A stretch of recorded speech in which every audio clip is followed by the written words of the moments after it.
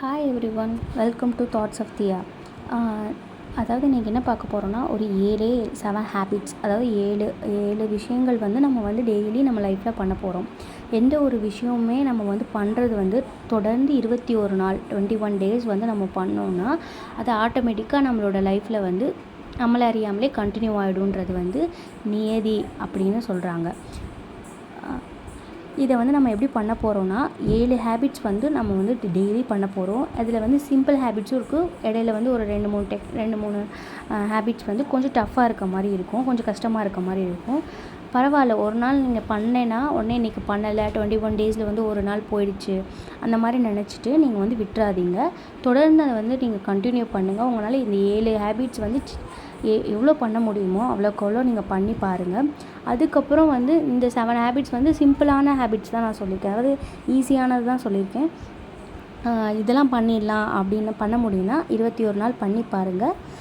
First விஷயம் என்னென்னா, make எ bed. அதாவது என்னென்னா, நம்ம வந்து பெட்டை வந்து நம்ம பெட்டில் படுக்கிறோமோ, பாயில் படுக்கிறோமோ, தரையில் படுக்கிறோமோ, நம்ம யூஸ் பண்ண திங்ஸை வந்து நம்ம வந்து ப்ராப்பராக வைக்க கற்றுக்கணும். எந்த இடத்துலேருந்து பில்லோ எடுக்கிறோமோ அந்த இடத்துலேயே தூங்கி எழுந்திரிச்சோன்னா கொண்டு போய் பில்லோ வைக்கணும். நம்ம பாயில் படுத்துருந்தோம்னா பாயை வந்து கரெக்டாக மடித்து வைக்கணும். போர்வை பொத்தி படுத்துருந்தோம்னா அந்த போர்வையை கரெக்டாக ஃபோல்டு பண்ணி மடித்து வைக்கணும். நம்ம யூஸ் பண்ணுறதை நம்ம பண்ணலாம். நம்ம குழந்தைங்களுக்கும் அதை சொல்லி கொடுத்தோன்னா அது ஒரு ஹேபிட்டாக இருக்கும். ஃபஸ்ட்டு ஒன்று அது. செகண்ட் ஹேபிட் என்னென்னா, நம்ம நைட்டு தூங்க போகும்போதும் சரி, காலையில் எந்திரிக்கும் போதும் சரி, ஃபோனை வந்து பார்க்கவே கூடாது. நைட்டு தூங்க போகிறதுக்கு முன்னாடி நம்மளை விட்டு தள்ளியே தான் ஃபோன் இருக்கணும். சார்ஜருமே நம்ம பக்கத்துலேயே வந்து போட்டு அந்த ஃபோன் யூஸ் பண்ணிவிட்டு தூங்கின உடனே அந்த ஃபோன்கிட்ட வந்து சார்ஜ் போட்டுட்டு அப்படி பண்ணாமல் கொஞ்சம் தூரத்தில் வச்சு நம்ம பழகணும். ரெண்டாவது வந்து அதுலேயே என்ன பண்ணலான்னா, அலாரம் வந்து நம்ம வந்து கிளாக் வாங்கி யூஸ் பண்ணிக்கலாம். ஃபோனில் டைமிங் பார்க்குறத நிப்பாட்டலாம். செகண்ட் ஒன்று. தேர்டு ஒன்று என்னென்னா, தண்ணி வந்து ரொம்ப வந்து நல்லது குடிக்கிறது. எவ்வளோக்கு எவ்வளோ தண்ணி குடிக்கிறோமோ அவ்வளோக்கு எவ்வளோ நல்லது. 8 கிளாஸஸ் ஆஃப் வாட்டர் வந்து டெய்லி இன்டேக் பண்ணுறதுனால நம்மளோட மெட்டபாலிசம் வந்து இன்க்ரீஸ் ஆகும். நம்மளோட பாடியும் வந்து சுத்தமாக இருக்கும், க்ளீனாக இருக்கும். எவ்வளோக்கு எவ்வளோ நம்ம தண்ணி குடிக்கிறோமோ அவ்வளோக்கு எவ்வளோ நல்லது. இது 3வது விஷயம். 4வது விஷயம் என்னென்னா, இது வந்து செல்ஃப் கேர் ரொட்டீனில் இது முக்கியமானது. அதாவது என்னென்னா, நம்ம தலை சீவும் போதோ நம்ம வந்து கண்ணாடியை வந்து காலையிலையும் ஈவினிங்கும் நம்ம கண்டிப்பாக வந்து கண்ணாடியை பார்ப்போம். அப்படி பார்க்கும்போது நம்மளை நாமளே வந்து ப்ரைஸ் பண்ணிக்கணும். அதாவது எப்படின்னா, நம்மளை நாமே வந்து என்ன சொல்லிக்கணும், நான் ரொம்ப அழகாக இருக்கேன், என்னோடய ஹேர் ரொம்ப நல்லா இருக்குது, என்னோடய கண் ரொம்ப நல்லா இருக்குது, இன்றைக்கியோட நாள் வந்து ரொம்ப நல்லா இருக்கும், இன்றைக்கி வந்து நான் ட்ரெஸ்ஸு சூப்பராக பண்ணியிருக்கேன், எனக்கு இந்த ட்ரெஸ் நல்லா இருக்குது, நான் வந்து ரொம்ப ப்ரேவாக இருப்பேன், நான் கான்ஃபிடெண்ட்டாக இருப்பேன், நான் எல்லாருக்கிட்டையும் பாசமாக பேசுவேன், இன்றைக்கி ஃபுல்லாக எனக்கு நல்லது மட்டுமே நடக்கும் அப்படின்ற மாதிரி நம்மளுக்குள்ளேயே நம்ம வந்து பேசிக்க ஆரம்பிக்கணும். அடுத்த விஷயம் என்னென்னா, கிராட்டிடியூட், கிரேட்ஃபுல்னஸ், தேங்க்ஃபுல், பிளெஸ்ட் அந்த மாதிரிலாம் சொல்லுவாங்க. அதாவது என்ன, டெய்லியுமே வந்து நீங்கள் வந்து வாய் விட்டு சொன்னாலும் சரி, இல்லை நீங்கள் எழுத்து மூலியமாக ஒரு நோட்டு போட்டு அந்த நோட்டில் எழுதினாலும் சரி, நான் இன்றைக்கி வந்து ரொம்ப நன்றியாக இருக்கேன், இன்றைக்கி வந்து எனக்கு வந்து காஃபி கிடச்சிது, இன்றைக்கி வந்து நல்ல வந்து காற்றடிக்குது, அந்த மாதிரி சன் வெளிச்சம் வந்து ரொம்ப பிரைட்டாக இருந்தது, எனக்கு புத்துணர்ச்சியாக இருந்தது, இன்றைக்கி வந்து எனக்கு வந்து எங்கள் அம்மா வந்து ஸ்வீட் பண்ணி கொடுத்தாங்க, எனக்கு நல்லா இருந்துச்சு, இன்றைக்கி வந்து எனக்கு வெளியில் போகும்போது திடீர்னு ஒருத்தவங்க வந்து ஒரு அட்ரஸ் வந்து தெரியலை, அப்போ ஒருத்தவங்க எனக்கு ஹெல்ப் பண்ணாங்க, அதுக்கு நான் ரொம்ப நன்றியாக இருக்கேன். இந்த மாதிரி வந்து சின்ன சின்ன விஷயங்களுக்கு கூட நன்றி சொல்ல ஆரம்பிச்சிங்கன்னா உங்களுக்கு நிறைய விஷயங்கள் வந்து நல்லதாக நடக்கிற மாதிரி இருக்கும், நல்லதே நடக்கும். ஸோ வந்து சின்ன சின்ன விஷயங்களுக்கு வந்து கிரேட்ஃபுல்லாக இருங்க, தேங்க்ஃபுல்லாக இருங்க. உங்களோட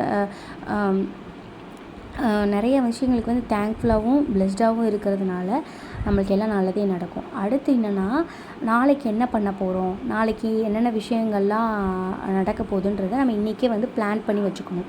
இப்போ வந்து வீட்டில் இருக்கிறவங்க மதர்ஸாக இருக்கட்டும், ஒர்க்கிங் மதர்ஸ் யாராக இருக்கட்டும், அவங்க எல்லோரும் வந்து நாளைக்கு நம்ம என்ன பண்ண போகிறோம், எத்தனை மணிக்கு எந்திரிக்க போகிறோம், நாளைக்கு காலையில் மத்தியானம் நைட்டுக்கு என்ன சமைக்க போகிறோம், இதெல்லாம் சமைப்போம், இதெல்லாம் பண்ணுவோம் அப்படின்னு சொல்லி எழுதி வச்சிட்டிங்கன்னா உங்களுக்கு ரொம்ப வந்து ஹெல்ப்ஃபுல்லாக இருக்கும். ரெண்டாவது வந்து நீங்கள் வந்து யோசிக்க முடியும், நம்ம இந்த இதெல்லாம் நம்ம பிளான் பண்ணியிருந்தோம், இந்த மாதிரி விஷயங்களை மட்டும்தான் செய்ய முடிஞ்சிச்சு, இதெல்லாம் செய்ய முடியலை, எதனால் செய்ய முடியல, நம்ம வந்து தூங்கிட்டோமா, இல்லை வந்து நம்ம டிவி பார்த்து நம்ம பொழுது இது பண்ணதுனால வந்து இந்த வேலை பண்ண முடியலையா, எதனால் பண்ண முடியலை, நம்ம எதை நினச்சாவது கவலையில் இருந்தோமா அப்படின்றதெல்லாம் நம்ம ஐடென்டிஃபை பண்ணிக்க முடியும். அதை வந்து நம்ம வாழ்க்கையிலேருந்து நீக்க முடியும். அடுத்து வந்து நீங்கள் வந்து இப்போ சமைக்கிறத மீல் பிளான் பண்ணலாம். அடுத்து நாளைக்கு வந்து எங்கே போக போகிறோம், எத்தனை மணிக்கு போகிறோம், எத்தனை மணிக்கு வரோம் அப்படின்றத அனலைஸ் பண்ண முடியும்.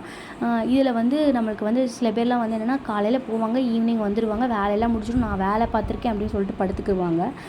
சில பேர்லாம் வந்துட்டு எதுவுமே பண்ண மாட்டாங்க. மோஸ்ட் வந்து பாய்ஸ் வந்து அந்த மாதிரி தான் இருப்பாங்க. அதாவது ஜென்ஸ் சொல்கிறேன். லேடிஸ் வந்து கொஞ்சம் ஒர்க் பண்ணுவாங்க. அவங்களாம் வந்து என்ன பண்ணலாம், நம்ம ஒய்ஃப்க்கு வந்து ஹெல்ப் பண்ணலாம், நம்ம அம்மாவுக்கு ஹெல்ப் பண்ணலாம், நம்ம தங்கச்சிக்கு வந்து நம்ம அக்கா தங்கச்சிக்கு வந்து ஏதாவது ஹெல்ப் பண்ணலாம், ஏதாவது வாங்கி கொண்டு வந்து கொடுக்கலாம், நம்ம குழந்தைங்களோட வந்து விளையாடலாம், டைம் ஸ்பெண்ட் பண்ணலாம். ஏதோ ஒரு ஹெல்ப் வந்து நம்மளால் பண்ண முடியும். அந்த மாதிரி வந்து லேடிஸுமே சரி, காலையில் மத்தியானம் நைட்டு இந்த 3 வேளையும் சமைக்கிறது, அதுக்கான விஷயங்கள் வந்து தயாரிக்கிறது, அது மட்டுமே இல்லை. அது தவிர வேறு என்ன பண்ணலாம், மிச்ச நேரத்தில் வந்து இந்த இடத்த வந்து நம்ம டீக்ளட்டர் பண்ணலாம். அதாவது டீக்ளட்டர்னால் நம்ம இந்த இடத்துல வந்து சுத்தம் பண்ணிவிட்டு எது தேவையான பொருள் எது தேவையில்லை அந்த மாதிரி அரேஞ்ச் பண்ணலாம். இல்லை நம்ம வந்து ஒரு ஏதாவது புதுசாக ஒரு மொழி கற்றுக்கலாம், இல்லை பக்கத்தில் வந்துட்டு வேறு ஏதாவது வந்து ஒரு விஷயங்கள் கற்றுக்கலாம். அந்த மாதிரி வந்து ஸ்பெண்ட் பண்ண ஆரம்பிக்கலாம் டயத்தை.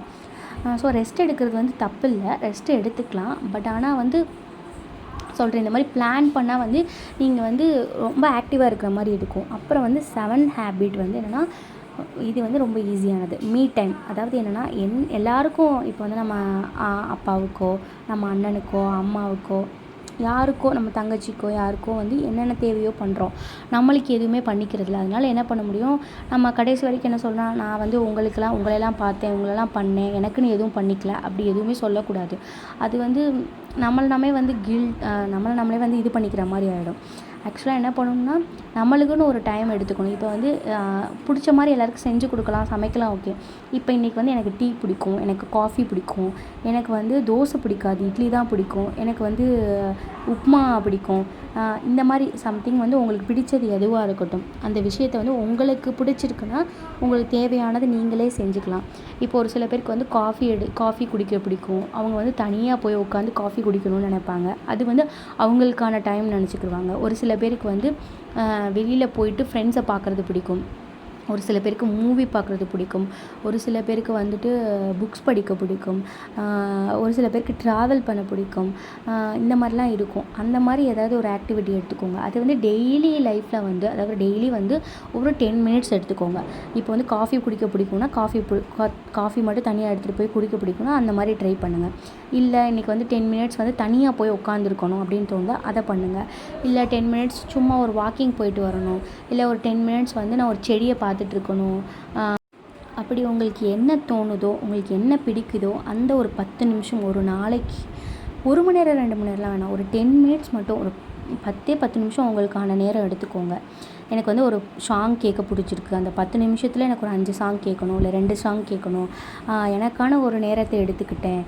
இப்போ அந்த 10 நிமிஷம் வந்து நான் வந்து என் ஃப்ரெண்டுக்கிட்ட பேசணும், எங்கள் அம்மாக்கிட்ட பேசி ரொம்ப நாள் ஆச்சுன்னு சொல்கிறவங்களாம் நிறைய பேர் இருக்காங்க. நிறைய பேர் வந்து மேரேஜுக்கு அப்புறம் வந்துட்டு அவங்களுக்கான டயத்தை வந்து ஒதுக்கிக்கிறாமல் இருந்திருப்பாங்க சில பேர்லாம். அவங்களாம் வந்து இந்த மாதிரி பண்ணலாம். இல்லை ஒரு சில பேருக்கு வந்து குக் பண்ண பிடிக்கும். அந்த மாதிரி குக்கிங் வந்து பண்ணி அவங்களுக்கு பிடிச்ச மாதிரி டிஷ் பண்ண பிடிச்சா அவங்களுக்கான டைம் அப்படின்ற மாதிரி இருக்கும். ஸோ அவங்களுக்காக எடுத்துக்கிட்டாங்கன்னா, அந்த 10 நிமிஷம் எடுத்துக்கிட்டாங்கன்னா இந்த மாதிரி இருக்காது. கொஞ்சம் கொஞ்சமாக இன்க்ரீஸ் பண்ணிக்கலாம். என்னால் 10 நிமிஷம்லாம் எனக்கு பத்தாது, எனக்கு 1/2 hour வேணும், நான் 1/2 hour அந்த மாதிரி இருப்பேன்னா இருந்துக்கலாம், ஒன்றும் தப்பு கிடையாது.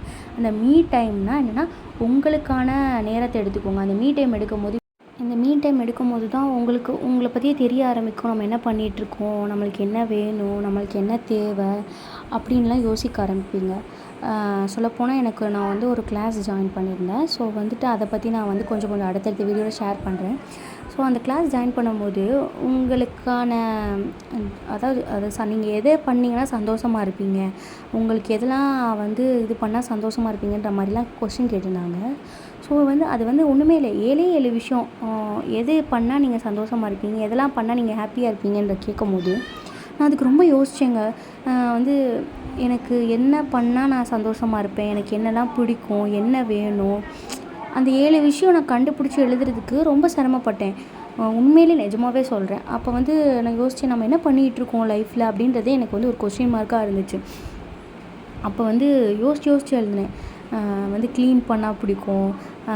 அப்புறம் வந்துட்டு திடீர்னு ஏதாவது ஒரு விஷயம் வந்து ஒரு ஒரு டிஷ் வந்து சமைச்சு கொடுத்தா என் வீட்டுக்கு வந்து வீட்டில் இருக்கிறவங்களுக்கு சமைச்சு கொடுத்தா கொஞ்சம் ஹாப்பினஸ் இருக்குது. இந்த மாதிரிலாம் நான் வந்து கஷ்டப்பட்டு ஐடென்டிஃபை பண்ணி எழுத ஆரம்பித்தேன். அதுக்கப்புறம் இது வந்து உங்களுக்கு என்னென்னா நிறைய கொஷின்ஸ் வந்து அதில் வந்து கேட்டிருந்தாங்க. அதுவே வந்து என்னை வந்து சிந்திக்க ரொம்ப வந்து தூண்டுச்சு. இப்போவும் நான் வந்து அதை பற்றி யோசிச்சுட்டு தான் இருக்கேன். ஸோ உங்களுக்கான நேரம்னு வரும்போது உங்களுக்கு என்ன பண்ணியிருக்கீங்க இது வரைக்கும், இந்த மாதிரிலாம் கொஸ்டின்ஸ் நம்ம வந்து யோசிக்கும் போது நம்மளுக்கே தெரியாது. சில டைம் வந்து நிறைய பேர் ஆக்டிவாக இருப்பாங்க, நான் என்ன சொல்கிறேன் நான். ஸோ நம்மளுக்கான டைம்னு யோசித்து நம்மளுக்காண்டி பண்ணும்போது தான் நம்மளுக்கு வந்து தெரியும். ஸோ வந்து இந்த 7 ஹேபிட்ஸ் வந்து இருந்து பாருங்கள். 21 டேஸ் வந்து சின்ன சின்ன விஷயங்கள் தான். இதுக்கப்புறம் வந்து நீங்கள் வந்து என்ன பண்ணலாம், இது வந்து நீங்கள் எப்போவுமே ரெகுலராக வந்து சில விஷயங்கள் பண்ணுவீங்க. சில பேர் வந்து தண்ணி டெய்லி குடிச்சிட்ருப்பீங்க. சில பேர் வந்து எந்திரிச்ச உடனே தன்னோட பெட்ஷீட்ஸ்லாம் வந்து மடித்து வைப்பீங்க. அதெல்லாம் க்ளீனாக வச்சுருப்பீங்க. சில பேர் வந்து மிரர் பார்ப்பீங்க. பட் ஆனால் நான் சொன்ன விஷயங்கள்லாம் பேசி பாருங்கள், உங்களை பற்றியே சொல்லி பாருங்கள். அதுக்கப்புறம் நிறைய விஷயங்களுக்கு நன்றி சொல்லி பாருங்கள். இதெல்லாம் வந்து நிறைய பேர் ஃபாலோ பண்ணுவாங்க, நிறைய பேர் ஃபாலோ பண்ண மாட்டாங்க. ஸோ வந்து பண்ணி பாருங்கள். முடிஞ்ச வரைக்கும் வந்து ஷெடியூல் பண்ணி பாருங்கள். அதாவது என்ன, நாளைக்கு என்ன பண்ண போகிறோன்றது இன்றைக்கி யோசிக்க ஆரம்பிங்க. இந்த மாதிரிலாம் பண்ண ஆரம்பிச்சிங்கன்னா வந்து நீங்களே வந்து கொஞ்சம் ஆக்டிவாக இருக்க மாதிரி இருக்கும். 2வது வந்து இதெல்லாம் யோசிக்க நம்ம வந்து நம்ம விஷயங்களில் நம்ம வாழ்க்கையில் நடக்கிற நிறைய பிரச்சனைகளை வந்து யோசிக்காமல் நம்ம மைண்டை டைவர்ட் பண்ண முடியும். நம்மளை எப்போவுமே வந்து நம்பிக்கையாகவும் ரொம்ப வந்து பாசிட்டிவாகவும் வச்சுருக்க முடியும். நம்ம எவ்வளோக்கு எவ்வளோ வந்து பாசிட்டிவாக நம்ம மைண்டை கொண்டு போகிறோமோ அதே மாதிரி நம்மளை சுற்றி வந்து பாசிட்டிவாக நடக்க ஆரம்பிக்கும். ஸோ வந்து நிறையா வாழ்க்கையில் பிரச்சனைலாம் வரும். ஆனால் வந்து அதெல்லாம் நம்ம கடந்து போகிறது தான் நம்மளோட வாழ்க்கை. ஸோ வந்து எப்போவும் மனசை வந்து ஹாப்பியாக வச்சுக்கோங்க. பாய்.